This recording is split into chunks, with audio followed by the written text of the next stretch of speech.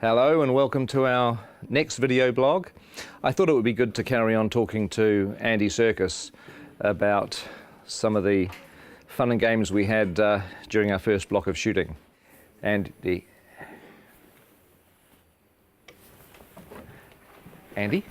Where is he?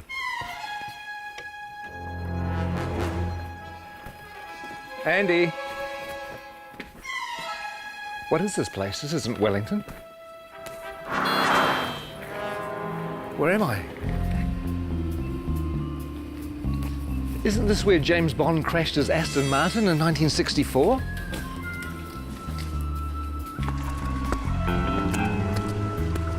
And isn't this where Red Grant trained to be an assassin at the beginning of From Russia with Love?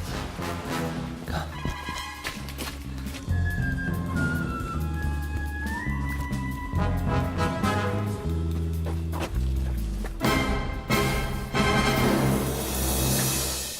You know what? I think we should just run the blog anyway. So what we did is we asked cast and crew to tell us a few of their favourite memories from the first 3 or 4 months of shooting. So please enjoy that and I'll go figure out where I am.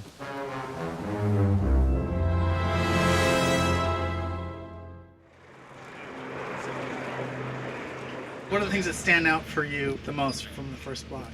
I think for me, my favourite stuff we've done so far has been Gollum's cave. Was that precious? The way that Pete did that scene, it felt like I was watching a play. It was sort of like you could just sit back and watch these amazing guys do their thing. Him and Martin together were fantastic. It was really cool.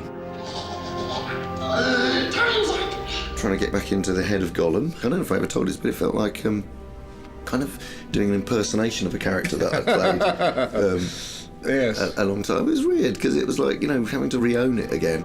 Yeah, it was pretty cool. It was a nice way of starting. I felt sorry for Martin because he was suddenly thrust into having to find the character of Bilbo and have to deal with you for a whole week, going at him the whole time. I mean, it must have been a bit intimidating. Blizzes and splashes. That's a meaty mouthful. Yeah. It's going to be a good movie. Check it out. After 2 years of, oh my God, when are we ever going to shoot this film? We had 13 dwarves and a hobbit. We might have had a wizard as well. And suddenly, it's real. Seeing the sets were like amazing. That was true. I mean, coming to Bag End for the first time and walking through. That was our first day, wasn't it? It was, First day on the job. That was amazing. Can you name them? Name the dwarves. Ori Dori Nori, Biffa Bobba, Biffa... Biffa Bobba Biffa, Ori Nori Nori. I can never remember. See, that's the problem. You can't even remember who they are. You have Philly and Killy. There's Thorin, and there's Gloin, and there's Oin, and Dwalin and Balin, and there's Biffa, Boffer and Bomber, and then there are the three Dori, Nori and Ori. I think that's it, isn't it? I think so. 13 Dwarves is one of the reasons why I dreaded The Hobbit and why I really didn't think I was going to make it for such a long time. But the irony is it's turned out to be one of the joys of the film. Oh my God.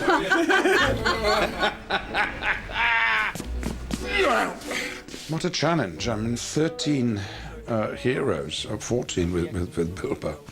They all have to be differentiated in a way that isn't necessary in the book, but if you keep seeing them, you want to know who they are and specifically and what their attitude is and why they're on this journey. We need to move now! Come on! Some of the best memories were getting the dwarves ready. Everybody has helped these actors kind of find their way through lots of rubber and lots of hair. Walking through Weta and getting to see our designs and going, actually, God, I look amazing. I look the most amazing of anyone. That was probably the best day, wasn't it? Mm-hmm. Yeah. When you all said, gee, Jed's amazing. That's an amazing We design. did, yeah. Some of them actually look pretty bad before they get into the prosthetic. Some of them, for some of them, a prosthetic is making them look better, to tell you the truth, which says something. Mark Hadlow, for example, springs to mind. I have this lovely bit down here, and then this moustache that comes up here. I look stunning. Actually, I should be in centrefold. One of the things that quite early on we discovered was that Mark Hadlow likes to dress up in costumes, mainly sort of military type things.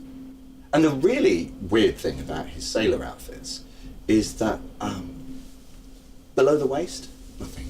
But again, you know, he's a nice bloke though. A little bit of cap. A little bit of cap. One of them doesn't have to wear a beard.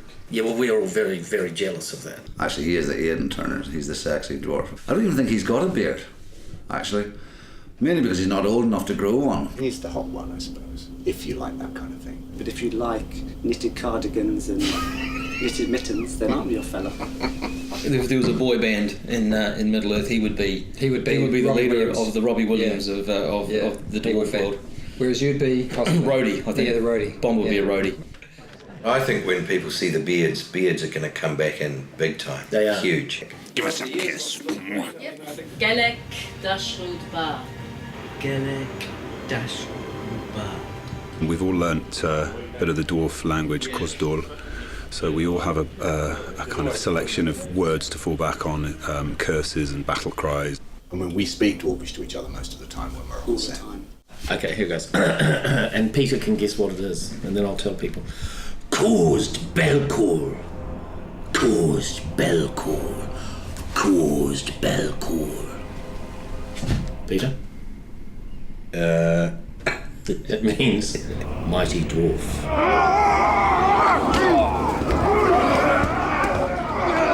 We had Troll Show. Well, you got to do all the fun stuff in Troll Show. Yeah, we did. I had to shoot dialogue and things, and he got to do all the good fighting troll stuff. It is the great thing about the dwarves is that even though there's this comic element to some of the characters, not all of them, but some of them, when they fight, they really fight. We started with 3 months of intense training. We did stunt fighting, we did horse riding, we did the gym 4 times a week, we did dwarf movement intensely. They were trying to get us to a point where they could actually kill us and bring us back from the dead, kill us, bring us back from the dead, all the CPR and stuff like that, because that's what it'll be like on set. They did it by breaking us down. Yeah. They did it by essentially reducing us to the absolute amoeba stage and then building us up again as dwarfs. We've come through it as better dwarves, I feel. I do too. I know that William's discovered his inner dwarf. I have. Well, we all have, actually. It's a frightening thing, but this is the job that had to be done. If I could say key moments in Block 1, arriving in Rivendell and meeting Elrond and dining at his table, it really feels like you're stepping into Middle-earth. There are some who would not deem it wise. What do you mean? You're not the only guardian to stand watch over Middle-earth. I remember it now, but later on. I love working with Hugo and Kate back in Rivendell again. That was fantastic. Hello. Welcome.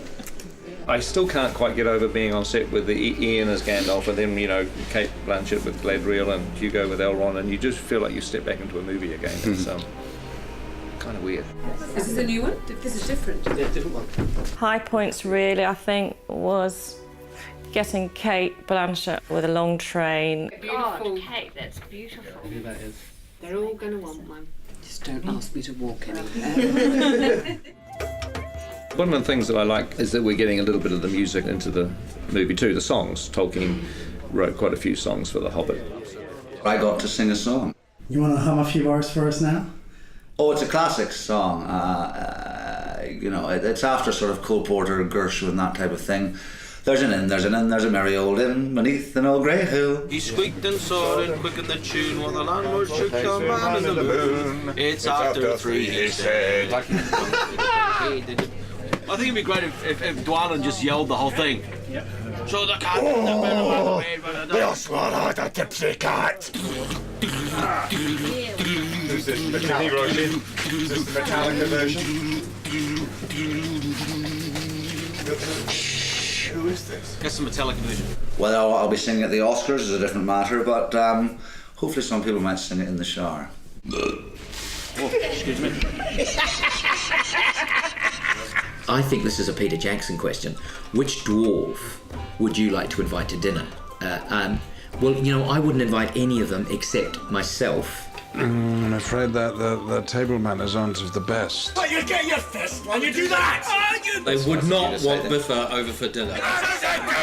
He would be like the bottom of the line.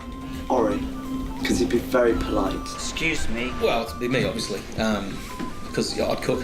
Stephen Hunter does pretty well with a bad table manners. He just eats so much. Have you seen the size of him? I mean, oh good Lord. He's enormous. I tried to talk him about cutting down his cholesterol and his butter intake. I don't think you'd invite Norrie because he'd steal all the silverware. You'd never invite Graham McTavish because he would sit there and glare at you and show his forearms all night. Dwallin's a real warrior. When he parties, he goes completely mad, like so many Scottish people. Here you go. Well, the words kettle black calling pot come to mind. I don't think you'd invite any dwarf to dinner, actually. I wouldn't have them all together, though. Not 13, maybe a couple at a time. Special person to meet here, John Rhys Davies. It was fun on one of the days that we were in Bag End with the dwarves that John Rhys Davies came to visit. Oh, yeah? And it was great to introduce him not only to Gloin, who's his father in the story, but also to all the other dwarves. Hello, my boy. It's just like coming home to family. I predicted what John would say, and he pretty much said it word for word. I could just imagine, him saying, "Oh, you poor bastards." that's pretty much what he went on to say. You poor buggers.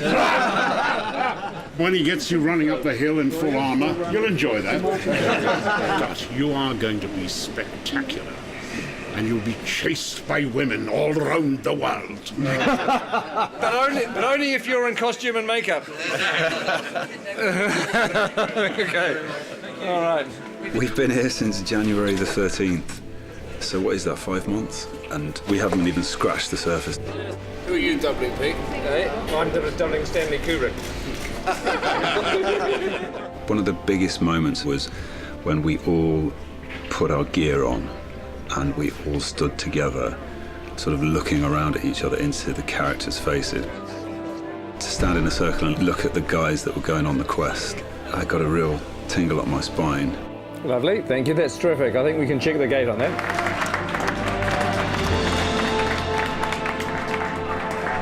Thank you very much. Thank you, guys. Thanks, guys. Thanks very much. Thank you. Bittersweet moment, but it's time to leave. Hasta la vista. Then driving off. I'm waiting for somebody, sorry. It could have been even... I know. Just go. Oh, really? Yeah, just go. We've had enough. Go. Are you wrapped? No, I'm not wrapped. They're keeping the good people. Okay. Oh, hey, Go again, we'll go now. Hey. Okay, we'll go now. It's a bittersweet moment, but it's time to leave. Hasta la vista. Well, I hope you enjoyed that. I don't know whether there'll be any more because I have to find New Zealand, which I've lost. I think it's over here.